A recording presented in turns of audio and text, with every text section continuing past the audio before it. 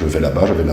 Donc il y a un besoin, la personne âgée, fort paradoxalement, elle est beaucoup plus mobile qu'avant, et donc dire, oui mais moi attendre 19h l'infirmier, ça me convient pas, moi je préférerais qu'il vienne plutôt en telle heure et telle heure, et donc ça devient très difficile de répondre à l'exigence quelque part des personnes âgées. Et ça, on le sent, et c'est, moi je trouve une très bonne chose, et les personnes âgées se digitalisent quand même de plus en plus. Ça paraît bête, mais 30% des horaires, donc, les gens chez nous ont des passages réguliers. Souvent, c'est une prise en charge longue dans le temps. Donc quand la personne fait appel une première fois chez nous, ben, il y a un service, puis un deuxième service, et généralement, ça ne s'arrête jamais, à moins que la personne déménage ou change d'environnement familial, mais souvent, les services sont long cours et vont croissant. Donc, ils reçoivent des horaires. Maintenant, 30% des horaires sont reçus par mail. Donc, c'est des personnes âgées qui demandent moi, je préfère l'avoir par mail que d'avoir un papier. C'est génial. À mon avis, dans 5 ans, on est sur des... Enfin, on est déjà en train d'y réfléchir, d'ailleurs. On va passer dans des applis. Et même pour commander les repas. Les repas, avant, ils se commandaient sur des feuilles comme ça. Parce que les personnes âgées aimaient bien d'avoir leur repas et de cocher. Maintenant, il y a des gens qui me disent on peut pas choisir en ligne, c'est beaucoup plus facile pour nous pour garder les trucs. Donc,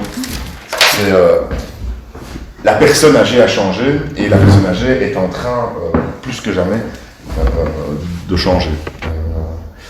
Alors, les besoins sont les mêmes. Le déclin de l'homéostasie, c'est on a beau être super branché, super digitalisé, tout ce qu'on veut, on vieillit. Et on vieillit de la même manière. Les soins ne font que s'améliorer, la qualité de soins en Belgique, elle est extraordinaire par rapport, on le sent très fort avec tout le tralala coronavirus qu'il y a pour l'instant, on se rend compte qu'on a quand même de la chance d'être dans des pays qui ont des niveaux de soins quand même super élevés. Par contre, on peut avoir le niveau de soins le plus absolu, on vieillit quand même. Et les besoins, ça on le voit fort dans le soin. Le monde du soin à domicile change, on prend beaucoup plus de choses à domicile, on fait de la chimiothérapie à domicile, ce qu'on faisait pas il y a 5 ans, on fait de la dialyse, on fait vraiment plein de trucs, mais le besoin reste quand même le même. À un moment, les personnes âgées, elles commencent à avoir mal partout, il y a le problème de la sénilité, donc la personne âgée se dégrade, même dans sa tête, et maintenant on voit des phénomènes de compression comme ça. Parfois les gens on a quand même cette impression que les gens sont bien plus longtemps, mais la dégradation reste quand même la même à un moment ou à un autre dans le temps.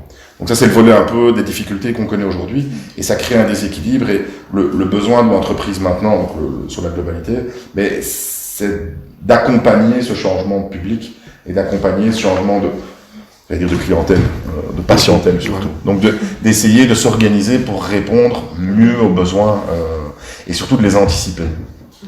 Parce que le boom, c'est un effet à retardement, le boom un peu digital que nos parents ont connu quand on était plus jeune, donc début des années 2000, est en train d'apparaître chez la personne âgée. On commence à trouver des personnes âgées. Moi, je vais parfois chez les patients, je vais rarement, parce que c'est pas mon boulot d'aller chez le patient.